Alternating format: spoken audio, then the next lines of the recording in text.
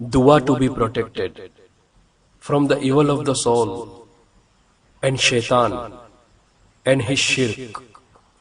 Rasulullah Sal-Allahu Alaihi Wasallam said, when you reach morning and evening and when you go to bed, recite these words: Allahumma Aalimal-ghaibi wash-shahadati, faṭiras-samawati wal-arḍ, Rabba kulli shai'in wa malikahu, Ash-hadu an la ilaha illa anta, Audhu bika min sharri nafsi wa min sharrish-shaiṭāni washirkihi.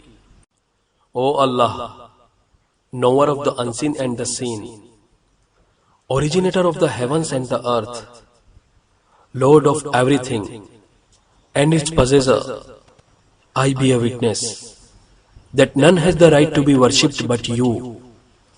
I seek refuge in you from the evil of my soul and from the evil of Shaitan and his shirk. Jami Tirmizi, Sahih.